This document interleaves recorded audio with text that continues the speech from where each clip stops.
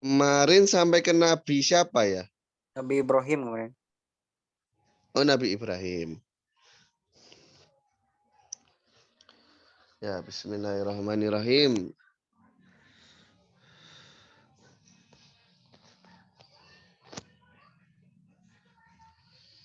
Eh,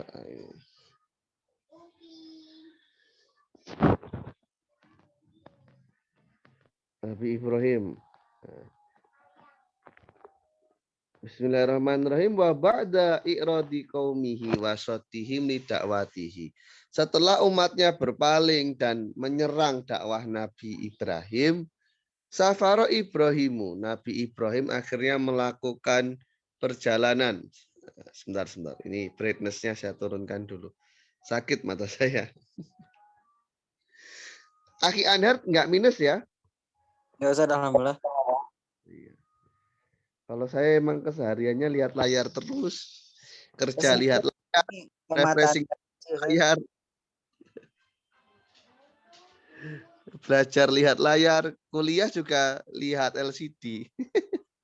Oh iya, online. Iya. Ya yang kuliah offline juga kan lihat ini apa PPT-nya tuh kan LCD juga. Iya, sini. Jadi kayak aduh, ya emang gitu. Saya sengaja beli ini Ustaz, kacamata anti radiasi. Oh iya. Lumayan itu. Istri dari Nabi Ibrahim adalah Sayyidah Saroh, anak dari pamannya Nabi Ibrahim sendiri, ya, yakni Haron namanya, Haron. Beliau bepergian ke Filistina, ya, ditemani oleh Nabi Lut, ya, merupakan anak dari saudaranya. Jadi Nabi Lut itu keponakan dari Nabi Ibrahim yang beriman dengan dakwahnya Nabi Ibrahim. Ketika sampai menetap di negara-negara Syam, ya, negara-negara daerah Syria. Sebenarnya Syam itu lebih luas daripada Syria sih. Syam itu soalnya mencakup Syria, Yordania, kemudian Lebanon, ya. Palestina itu dulu termasuk Syam juga.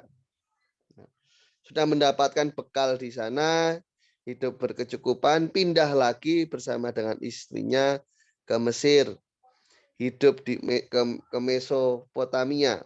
Ya. Tinggal di sana sebentar, kembali ke Syam, dan saat kembali ke Syam, itu bersama istrinya Siti Saroh dan seorang wanita Mesir, yakni Sayyidah Hajar, Siti Hajar. Nah, jadi ya keturunan Mesir juga ya orang Arab itu. Nah, Sayyidah Saroh itu adalah wanita tua yang cenderung tidak bisa hamil.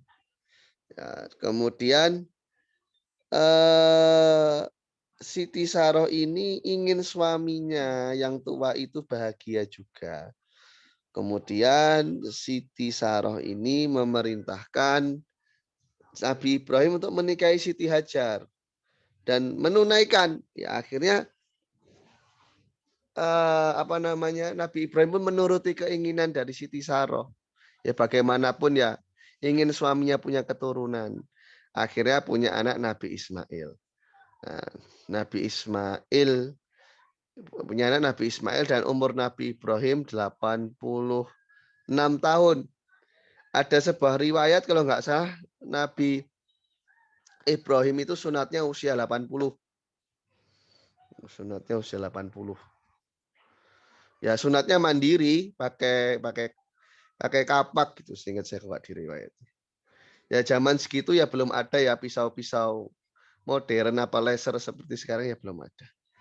Nah, kemudian serang berapa lama malaikat pun menyampaikan kabar ke Nabi Ibrahim bahwasanya ada berita gembira lainnya.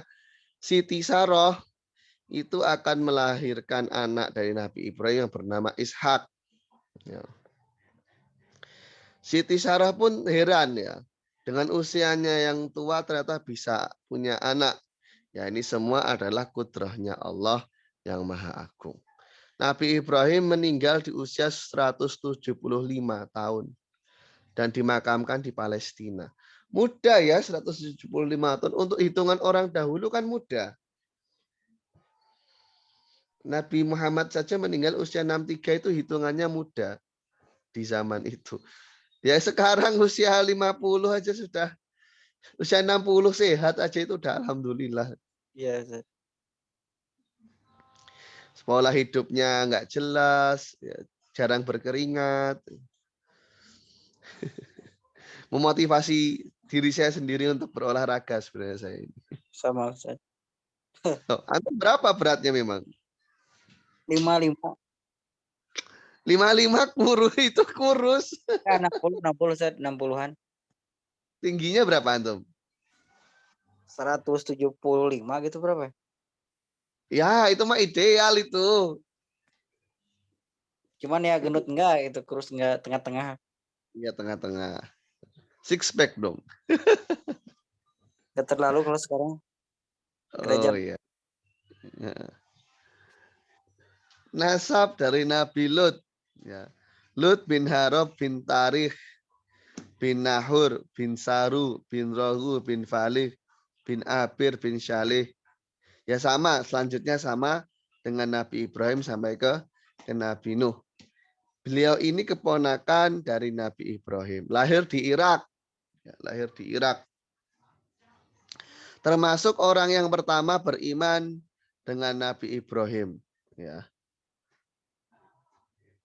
Nabi apa namanya? Nabi Lut, ya. Ini selalu bersama dengan Nabi Ibrahim, ya. Jadi selalu tinggal bersama Nabi Ibrahim hingga Nabi Ibrahim dilempar ke api. Ya. Dan Nabi Ibrahim selamat dari api dan pergi ke Syam. Ya, jadi Nabi apa namanya? Nabi Ibrahim pergi ke Syam ini ya bersama dengan Nabi Lut gitu, dengan Siti Sarah. Wa dzalama'u hatta ulqiya Ibrahimu finnar ini, jadi Nabi Lut itu selalu bersama dengan Nabi Ibrahim. Hingga Nabi Ibrahim dilempar ke api pun itu Nabi Lut setia menemani. Dalam artian ya saat kejadian itu ada, Nabi Lut juga di sana. Tadi ya semacam Nabi Harunnya ke Nabi Musa itu loh, selalu menemani. Kaumnya adalah kaum Sadum, ya, kaum Sudum. Ada yang baca Sadum, yang berada di daerah Yordania, ya, Laut Mati. Ini masih termasuk Syam sih. Ya. Homul Mu'tafikat, yakni kota Sudum itu adalah kota yang di sana itu tersebar kasus liwat. Ya, jadi laki-laki berhubungan dengan laki-laki dan tidak mau berhubungan dengan perempuan. Ya. Dan ini di masa itu ya hanya dari kaum Sodom ini saja yang mempraktekkan. Jadi orang-orang kelainan ini ya diawali dari kaum Sodom ini. Dakwatuhu, Nabi Lut ya mendakwahi kaumnya, memperingatkannya, menasihati untuk kembali kepada fitrah, ya menikahi wanita, tapi mereka nggak mau. Ya. Allah pun mengutus ke kaum Sadum malaikat, ya, untuk mendidik para pendurhaka itu. Mereka ya faja'u, para malaikat ini datang dengan bentuk manusia. Kaum Nabi Lut ini kemudian menawar atau menego ke Nabi Lut mengenai tamu-tamunya itu yang berupa malaikat. Jadi begitu kaumnya tahu, wah Nabi Lut ini punya tamu pemuda-pemuda ganteng, gagah, putih, bersih. Langsung dorongan syahwatinya, LGBTQ-nya meledak-ledak. Nawar ke Nabi Lut. Ya. Nabi Lut pun takut. Ya, wah ini gimana kalau tamu saya sampai diperkaos oleh umat yang doyan laki-laki. Ya. Malaikat akhirnya mengkhabari Nabi Lut ya bahwasanya mereka adalah malaikat yang berbentuk manusia. Ya. Malaikat ini diutus oleh Allah dan datang untuk memberikan pembalasan pada kaum yang zalim. Allah memerintahkan Nabi Lut untuk keluar bersama dengan orang-orang yang beriman dari kaumnya kecuali istrinya. Istrinya telah berkhianat karena mengkafiri dengan kekafirannya gitu ya, nggak percaya dengan dakwanya Nabi Lut. Nah,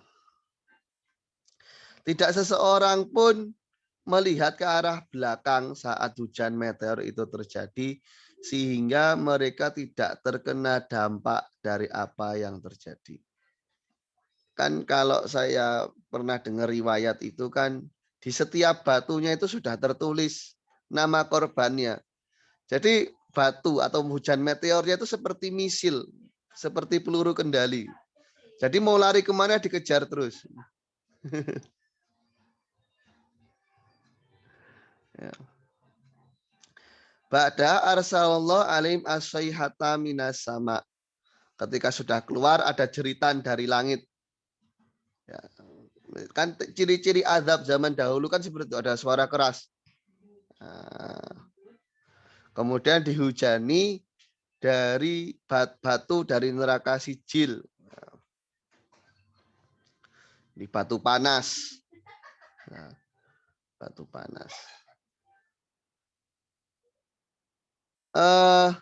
Malaikat Jibril ya kemudian mengambil desa itu, mengangkatnya, menaruhnya di sayapnya, kemudian dibanting sehingga semua meninggal dan jumlahnya ada 4.000 orang.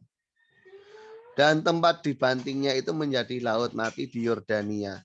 Itu balasan bagi orang yang melawan sunnah Allah dan hidup di muka bumi dengan kerusakan. Yang tempo hari ada gempa di Jawa Barat itu kan katanya, saya wallahu alam sih. Di berita itu kan 2 hari apa 1 hari sebelum ada gempa itu kan ada pesta LGBT gitu ya. Ya, saya pernah dengar sih. Oh ya, berarti nggak hanya saya gitu. Kalau antum sendiri pernah dengar berarti nggak hanya saya. Katanya ada pesta homo gitu. Padahal itu ya sudah berkeluarga. Habis itu jarak 2 hari gempa. Aduh. Saya pernah baca koran tahun 2019. Hasil survei 2016 itu di Garut, kalau nggak di Bogor, kalau nggak salah. Di Garut nggak di Bogor. Ada sekitar 3.000 laki-laki yang teridentifikasi menyukai sesama jenis. Kok bisa sebanyak itu? Terlalu sering disakiti wanita mungkin. Nomor 8, Nabi Ismail. Ya. Nasabnya ya berarti tinggal disambungkan ke Nabi Ibrahim saja.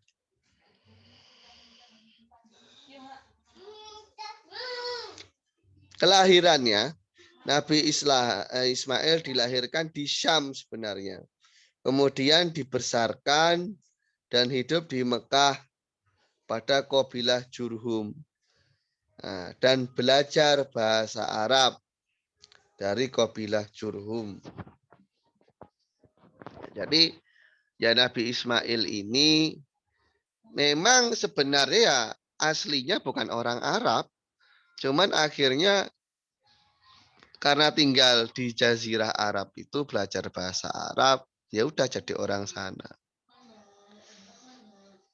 Kaumnya Nabi Ismail hidup di Masjidil Haram bersama dengan kabilah Jurhum. Menikah dari dari Amalik, ya dari golongan Amalik. Ini nama sebuah golongan. Kemudian ditalak dan menikah dengan wanita dari Jurhum. Kan ceritanya itu Nabi Ibrahim pernah datang ke Nabi Ismail. Nabi Ismailnya nggak ada, Nabi Ibrahim diusir sama istrinya, kalau nggak salah gitu, atau diperlakukan tidak sopan.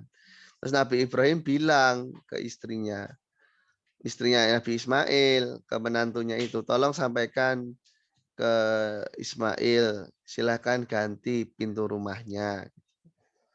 Pas Nabi Ismail pulang, cerita istrinya, tadi disuruh ganti pintu rumahnya, akhirnya ditolak. Itu maksudnya ada disuruh menceraikan. Dakwahnya mendakwahkan untuk beribadah kepada Allah saja, menjaga Baitullah Al-Haram, dan Nabi Ismail itu terkenal bijaksana. Anak-anaknya ada 12 laki-laki dan wanita. Wafatnya di usia 137. Ya cenderung muda dibandingkan Nabi Ibrahim yang sampai 170 sekian tadi. 137 tahun. Dimakamkan bersamaan dengan ibunya Sayyidah Hajar. Bil Hijr ingdal Ka'bah, di Hijr Ismail. Ya sebenarnya ya memang Hajar ibunya. Kalau Siti Saroh kan berarti ibu tapi apa? Bukan ibu kandung gitu ya. Menjadi ibu karena istri ayahnya gitu. Kemudian Nabi Ishak. Nah, ini berarti adiknya Nabi Ismail ya, soalnya lahirnya belakangan.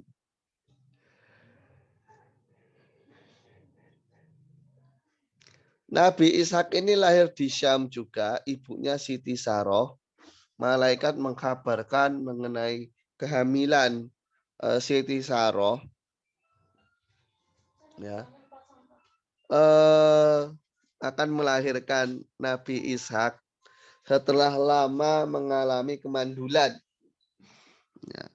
Anak kedua dari Nabi Ibrahim. Nah, Nabi Ishak ini diutus ke golongan Kan'aniyin.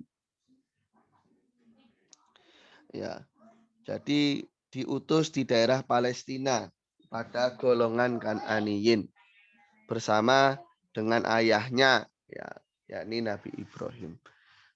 Nabi Ishak untuk dakwahnya, beliaulah yang mengambil alih konsep kenabian setelah ayahnya meninggal. Dakwahnya itu adalah menolong, ya, konsepnya itu membantu atau menolong dakwah Nabi Ibrahim. Dan Nabi Ishak ini terkenal dengan pengetahuannya. Ya, makanya Bani Israel itu pintar-pintar karena keturunannya dari Nabi Ishak ini. Ya. Sedangkan kalau Nabi Ismail kan terkenal dengan kelapangan dadanya.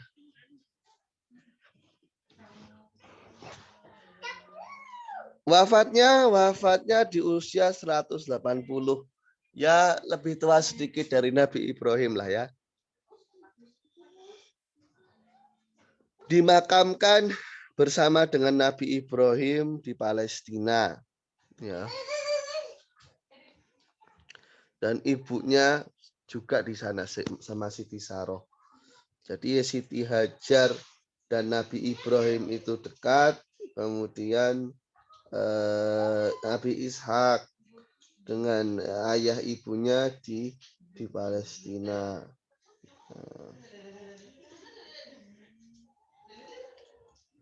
Yang ke-10 Nabi Yakub. Nabi Yakub ini anak dari Nabi Ishak, cucu dari Nabi Ibrahim. Dilahirkan di Palestina dan ibunya ya bernama Rifqah. Kemudian bepergian ke daerah Hiran di daerah Irak bersama dengan paman-pamannya. Di saat itulah Nabi Yakub diutus. Nabi Yakub menikah dengan anak dari paman ibunya. Ya, anak dari paman ibunya. Bernama Lia atau Liah. Lea, ya, bernama Lea. Kan kalau antum pernah apa namanya? Dengar istilah nama-nama nabi-nabi atau orang-orang suci zaman dahulu versi Injil kan ada namanya Lea. Kemudian menikahi adik dari Lea yang paling kecil bernama Rahel. Nah, bernama Rahel. Dan Rahel ini memang lebih cantik daripada kakaknya Lea. Nah, di syariat Nabi Yakub itu memang boleh menikahi kakak adik sekaligus. Ya. Syariat Nabi Yakub, Nabi Musa boleh menikahi kakak beradik sekaligus, itu boleh. Kemudian beliau kembali ke Palestina. Dakwahnya adalah melanjutkan dakwah ayahnya, yakni Nabi Ishak, mengajak kaumnya untuk menyembah Allah dan mengajarkan hukum-hukum agama. Anak-anaknya ada Robel, Syamun, Lawai, Yahuda, Isakhir, Zabilun, dan Nifatali, Jad, Ashir, Yusuf, dan Bunyamin. Ya, kalau bahasa orang Inggris ya Benjamin itulah. Totalnya kan 12 ya. Wafatnya Nabi Yakub setelah penglihatannya sempat terganggu karena bersedih atas kehilangan Nabi Yusuf. Kemudian kembali penglihatannya pergi ke Mesir untuk bertemu dengan anaknya Yusuf. Hidup di Mesir 17 tahun hingga meninggal di usia 147 tahun. Ya.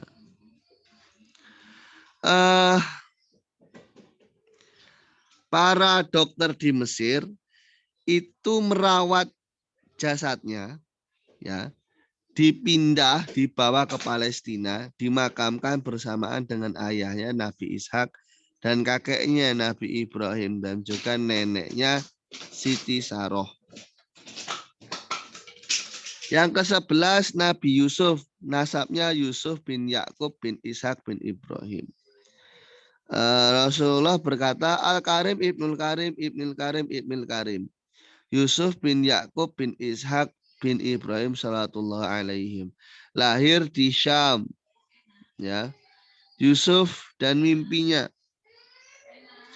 Ayahnya Nabi Yakub itu masyhur dengan kemampuan menafsirkan mimpi. Ya. Dalam suatu malam beliau melihat Nabi Wafilalatin Yusuf. Di suatu malam Nabi Yusuf ini bermimpi. Ada 11 planet, matahari dan bintang bersujud kepadanya. Itu pun diceritakan kepada ayahnya. Nabi Yakub pun gembira.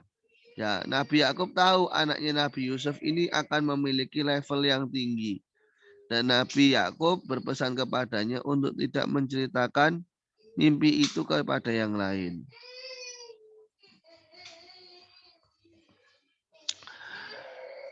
Nah, sampai sini dulu ada yang mau ditanyakan enggak?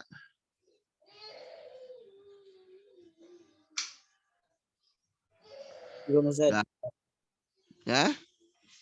Belum ada. Ya ini kan hanya semacam cerita saja ya. Lanjut Nabi Yusuf dan saudara-saudaranya. Nabi Yakub banyak memiliki keturunan ya, tapi Nabi Yakub itu sangat mencintai Nabi Yusuf sehingga saudara-saudaranya itu cemburu ya. Hingga akhirnya saudara-saudaranya Nabi Yusuf ini berusaha untuk menguasai Nabi Yusuf dan ingin berpisah ya, nggak ingin berhubungan lagi dengan Nabi Yusuf. Ya, bagian yang lain mengatakan, gimana kalau kita bunuh saja? Sebagian yang lain mengatakan lempar ke sumur saja supaya meninggal atau diambil salah seorang musafir. Ya. Akhirnya mereka sepakat untuk melempar Nabi Yusuf ke sumur dan nanti biar dipungut para musafir. Para saudaranya ini pun meminta kepada ayahnya untuk bisa pergi bersama dengan Nabi Yusuf untuk bermain bersama mereka. Nabi Yakub pun setuju dengan syarat menjaganya. Nah, ketika pulang, mereka membawa gamis Nabi Yusuf yang sudah diberi darah kebohongan. Mereka pura-pura menangis atas keterhilangan Nabi Yusuf. Ya. Pura-pura menangis, Nabi Yusuf itu hilang karena dimakan oleh serigala. Pura-pura dimakan serigala. Keselamatan Nabi Yusuf, ya Nabi Yusuf selamat itu gimana ceritanya? Yakni sebagian dari musafir yang lewat itu mengulurkan timba, ya. Ember apa timba sama ya? Sama Ya, Ustaz, timba dan ember. ya. Mereka berusaha untuk mencari air di sumur itu. Nah, ketika ditarik, kok berat. Ternyata ketika sampai atas ada anak manusia. Ya. Nabi Yusuf berpegangan pada tali dan naik ke keluar sumur. Manusia pun senang melihat itu. Jadi para musafir, wah ada budak gratis nih, ya, kayak gitu. Mereka menjualnya sebagai hamba saya untuk pemimpin atau untuk menteri dari negara Mesir dengan harga yang cukup mahal. Nabi Yusuf dan istrinya sang penguasa atau ya familiar dengan nama Siti Zulaikha. Ya, Siti Zulaikha.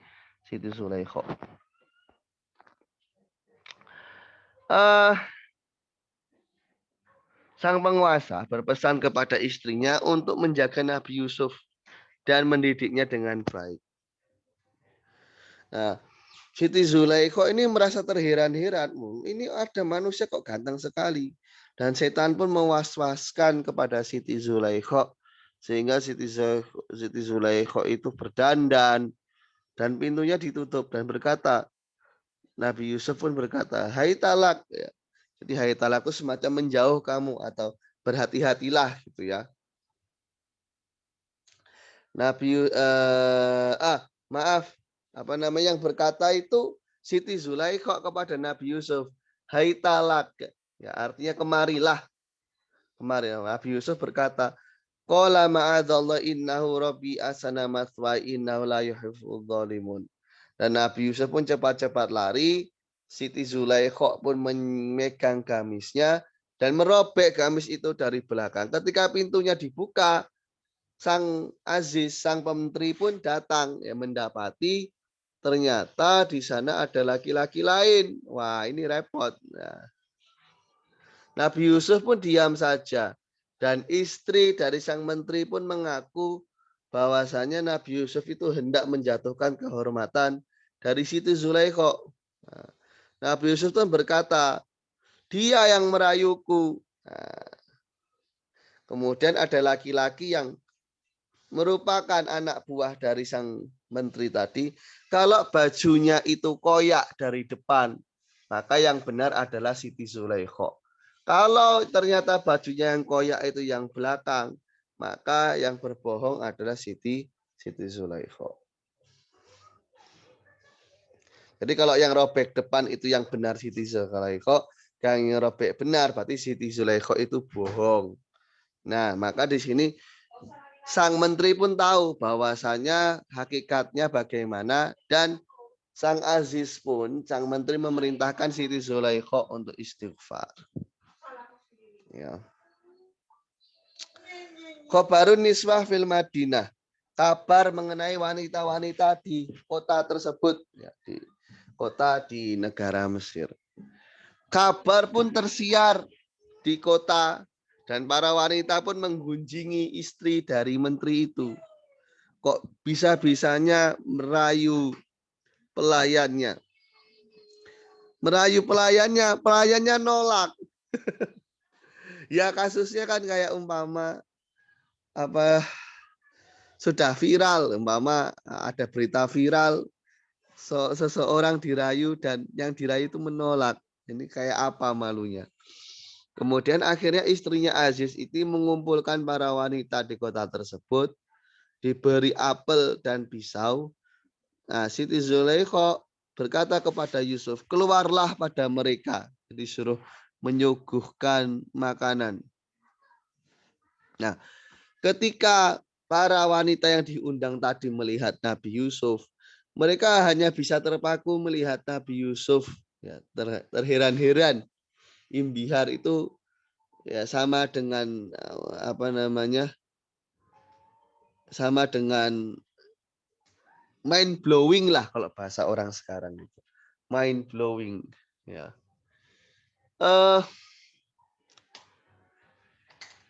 Sehingga karena mereka itu tidak sadar saking indahnya melihat wajah Nabi Yusuf, mereka pun memotong jari jemari tangan mereka ya, dan darah pun mengalir. Mereka berkata, ini bukan manusia, ini malaikat yang mulia. Nah, akhirnya Zaujatul Aziz pun berkata, lahuna anna ya asbata anna Yusufa wa in kana abdan ila anna jamalau yafukul wasuf. Meskipun Nabi Yusuf itu hanya seorang hamba saya, tapi kecantikannya itu di atas rata-rata. Kecantikannya di atas rata-rata.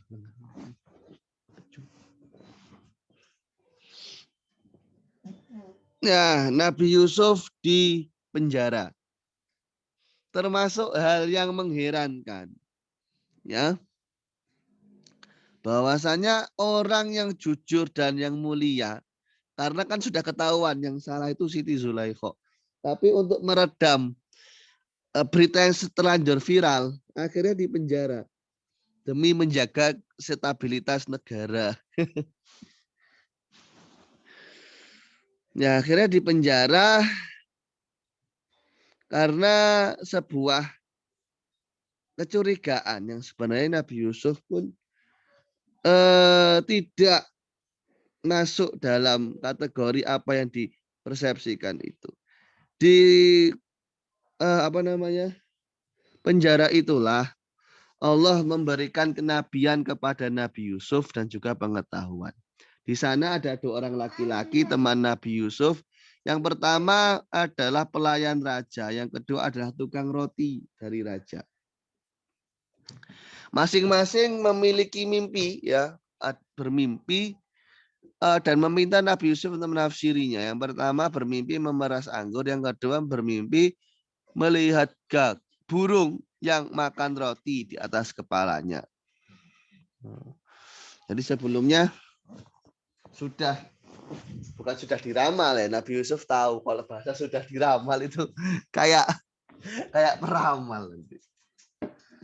Ya, jadi berdasarkan tafsir mimpinya Nabi Yusuf tahu apa yang akan terjadi.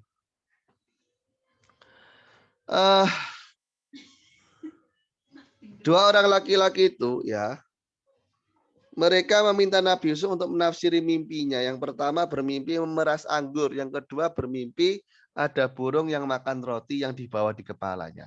Nabi Yusuf menjawab, yang pertama kamu akan menjadi waiters lah ya, penghantar pemberi minuman raja. Pemberi minuman raja akan keluar dari penjara dan akan kembali melayani raja. Yang kedua tukang roti. Ya, yang tukang roti ini akan tiada, dalam artian ya dia sial lah nantinya, ya, sial. Jadi akan tetap dia di penjara gitu ya. Penjara kemudian disalib atau diberikan eksekusi akhir. Nah, diberikan eksekusi akhir. Itu gambaran dari burung yang makan di kepalanya. Nah, dan sudah terjadi, Nabi Yusuf pun mensifati si pemberi minum raja dengan mewasiatkan, maaf ya. Nabi Yusuf pun mewasiatkan kepada temannya yang tukang pemberi minum raja itu untuk menghilangkan tuduhan buruk dari Nabi Yusuf. Jadi supaya Nabi Yusuf dibebaskan, merayu raja untuk membebaskan Nabi Yusuf. Yang berikutnya adalah mimpi dari sang raja. Setelah bertahun-tahun Nabi Yusuf hidup di penjara, raja pun mimpi ada 7 sapi yang gemuk dimakan oleh 7 sapi. Ya, ada 7 sapi yang gemuk keluar dari sungai. Nah, dan ada 7 sapi yang lemah yang kurus. keluar juga dari sungai. Nah, tapi sapi-sapi yang lemah yang kurus ini justru memakan sapi yang gemuk. Sang raja pun bangun dan ingin mendengarkan tafsiran itu dari orang-orang di sekitarnya. Nah, mereka berkata, "Al-Ghawthu ahlam," ini mimpi yang rumit, mimpi yang kompleks gitu ya. Nah, dan kemudian di saat inilah si pemberi minum raja itu ingat. Ya, ingat bahwasanya ada Nabi Yusuf yang ahli tafsir mimpi. Nah, kemudian si waiters atau pelayan ini menghadap ke Nabi Yusuf. Kemudian menego lah. Ya, menego supaya Nabi Yusuf ini mau untuk menghadap raja, menguraikan. Raja pun senang dan tafsiran Nabi Yusuf itu pun akan terjadi setelah tafsirnya Nabi Yusuf itu nanti mengenai Mesir akan berselang 7 tahun. Jadi nanti Mesir akan mengalami 7 tahun yang di sana itu banyak biji-biji dan tanam-tanaman. Nah, setelah 7 tahun ini terlewat, nanti ada 7 tahun berikutnya yang paceklik. Paceklik itu dalam artian ya buah sedikit, biji-bijian sedikit. Nah, jadi 7 tahun itu panen raya, panen besar-besaran. Tapi setelah itu ya penghasilannya mulai menciut. Nah, maka kemudian Nabi Yusuf itu mensyaratkan untuk menyimpan biji. Ya, biji-bijian itu silakan disimpan. Malaikat Malik pun terheran-heran dengan konsep ini. Apa namanya? Sang raja. Sang raja, sorry. Sang raja pun terheran-heran dengan konsep menyimpan biji yang ditawarkan oleh Nabi Yusuf. Jadi kan akan ada panen raya selama 7 tahun. Setelah itu ada paceklik 7 tahun. Nah, jadi Nabi Yusuf menyarankan kepada raja untuk menyimpan biji-bijian. Raja pun terheran-heran dan memerintahkan supaya Nabi Yusuf ini dikeluarkan dari penjara.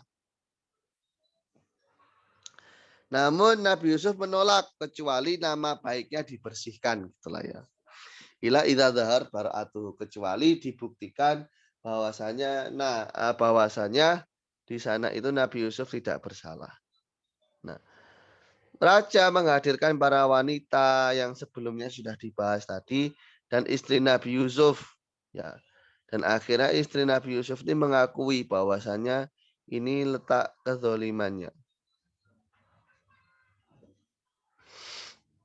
Nah, jadi Nabi Yusuf itu nggak mau dikeluarkan dari penjara secara cuma-cuma, nggak mau, kecuali nama baiknya dibersihkan dan Pak Raja pun memanggil para wanita dan istrinya Aziz. Istrinya Aziz ini mengaku bahwa Nabi Yusuf itu dizolimi dan mengaku bahwa dialah yang merayu Nabi Yusuf, tapi Nabi Yusuf menolak.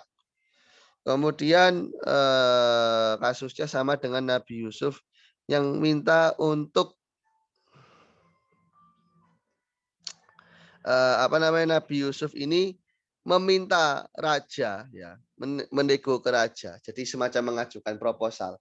Raja, ini saya mampu kok untuk mengurusi masalah keuangan. Jadi dana negara biar saya yang kelola. Meminta pada raja seperti itu. Fawa hafidun alim. Makana li Yusuf matolaba. Ya. Menego raja supaya bisa mengelola hasil bumi pada negara tersebut sebagai menteri. Jadi menteri apa? Pertanian atau menteri hasil bumi. Saya kurang mengerti dunia permenterian. Dan Nabi Yusuf akhirnya diberi apa yang Nabi Yusuf minta. Sampai sini dulu ada yang perlu dibahas kira-kira? Enggak ada. Nggak ada Ustaz. Hmm, udah. Eh, ya. Mungkin cukup sekian dulu ya. Kita lanjut besok insya Allah di jam 8. Naktafi bihadzal qadar wallahu a'lam bishawab. Hanakallahu hamdika asyhadu an la ilaha illa anta astaghfiruka wa atubu ilaik. Assalamualaikum warahmatullahi wabarakatuh.